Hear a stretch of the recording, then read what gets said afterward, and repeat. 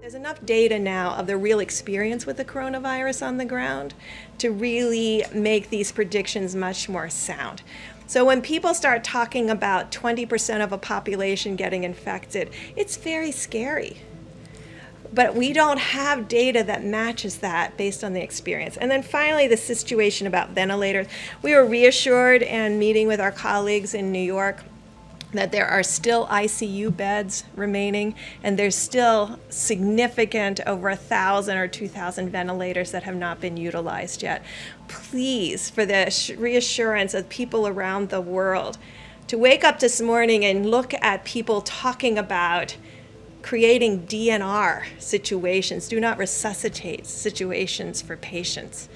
There is no situation in the United States right now that warrants that kind of discussion. You can be thinking about it in a hospital. Certainly many hospitals talk about this on a daily basis. But to say that to the American people, to make the implication that when they need a hospital bed, it's not going to be there, or when they need that ventilator, it's not going to be there. We don't have an evidence of that right now. And it's our job collectively to assure the American people that it's our collective job to make sure that doesn't happen. Right now, you can see these cases are concentrated in highly urban areas. There are other parts of the states that have lots of ventilators in other parts of New York State that don't have any infections right now. So we can be creative, we can meet the need by being responsive.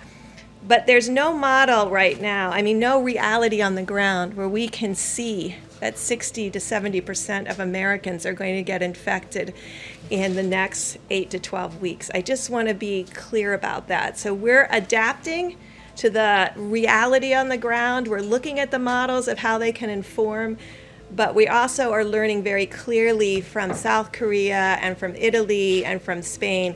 Just a final, because I know many of you will look up my numbers.